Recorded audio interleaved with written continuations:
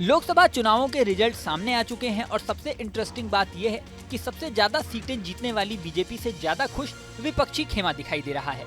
इसकी सबसे बड़ी वजह यह है कि एग्जिट पोल में जो रिजल्ट बताया जा रहा था, विपक्षी दलों ने उससे कहीं बेहतर प्रदर्शन किया है, जबकि एनडीए जितनी सीटों के दावे कर रही थी उससे काफी कम रिजल्ट आया है। जिन राज्यों में एनडीए को सबसे ज्यादा निराशा हाथ लगी है उनमें से एक है महाराष्ट्र। इस राज्य में बीजेपी ही नहीं, उसके सहयोगी दलों शिवसेना, एकनाथ शिंदे गुट और अजीत पवार वाली एनसीपी को भी निराशा का सामना करना पड़ा।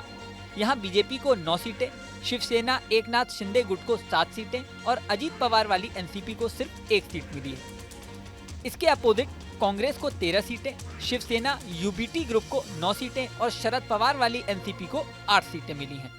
यानी 48 में से INDIA गठबंधन को कुल 30 सीटें मिली, जबकि एनडीए को कुल 17। एक सीट निर्दलीय के हाथ में गई है। साल 2019 के लोकसभा चुनाव में बीजेपी को अकेले 23 सीटें मिली थी, जबकि कांग्रेस को सिर्फ 1। यानी साफ है, इस बार आंकड़ा पूरी तरह से उलट गया है। महाराष्ट्र उन राज्यों में शुमार है जिसकी राजनीति पूरे देश पर असर डालती है। महाराष्ट्र में कुल 48 लोकसभा सीटें हैं। इस तरह देश में यूपी के बाद दूसरी सबसे ज्यादा लोकसभा सीटों वाला राज्य है महाराष्ट्र। पिछले कुछ सालों में यहाँ बड़े राजनीतिक उलटफेर देखने को मिले हैं। ऐसे में इस राज्य के परिणामों पर खास नजरें टिकी हुई थी। यहाँ पर 2 साल पहले बड़ा उलटफेर हुआ जब शिवसेना 2 भागों में टूट गई। एकनाथ शिंदे कई विधायकों को लेकर पार्टी से अलग हो गए। तब उद्धव ठाकरे और एकनाथ शिंदे के बीच असली और नकली शिवसेना की लड़ाई भी हुई, जो कोर्ट तक जा पहुंची। कोर्ट ने एकनाथ शिंदे के गुट के सिर पर असली शिवसेना का सेहरा बांध दिया और पार्टी का नाम और सिंबल दे दिया।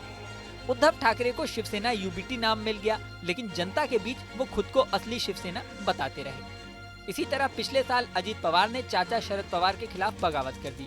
करीब 40 विधायक भी उनके समर्थन में आ गए। 8 विधायकों के साथ अजीत पवार एनडीए की शिंदे सरकार में शामिल हो गए। फिर पार्टी पर अधिकार का मामला चुनाव आयोग, विधानसभा स्पीकर और सुप्रीम कोर्ट तक पहुंचा, जहां उन्हें घड़ी चुनाव चिन्ह भी मिल गया। इसके बाद एनसीपी के वो मुखिया बन गए। शरद पवार ने एनसीपी शरद चंद्र पवार नाम से नई पार्टी बना ली और तुरही बजा रहा आदमी उनका सिंबल बन गया।